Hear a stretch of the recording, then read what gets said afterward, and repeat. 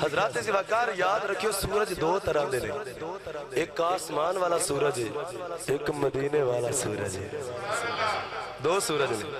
آسمان والا جڑا سورج ہے یہ صرف دن نو نکل دے، اگر رات پہ جائے تو اسے سورج نو بلاؤ تے سورج آوے گا نہیں آوے گا، لیکن وہ مدینے والا ایسا سورج ہے جدوں غلام جس ٹائم جتھے بلائے آ جاتا ہے۔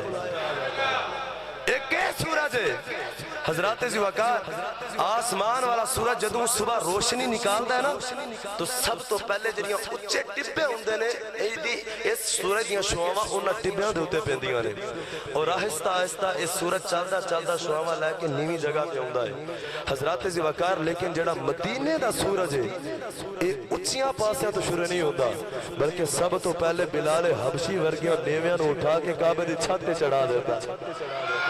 مدینے والا سورج ماڑیاں نوں تے کرن واسطے ہوندا ہے حضرات زوکار۔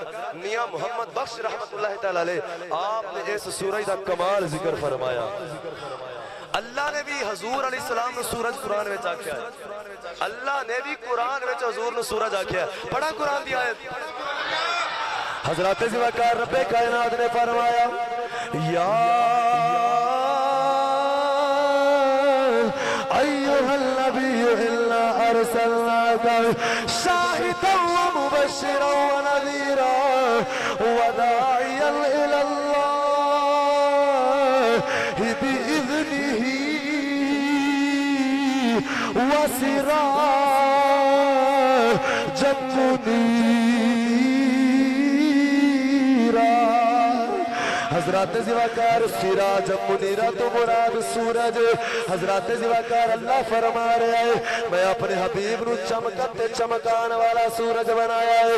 میاں محمد بخش رحمت اللہ تعالی علیہ آپ نے جدو اس کا نقشہ بیان فرمایا، آپ فرماتے نے سورج وانگ نورانی ماتھا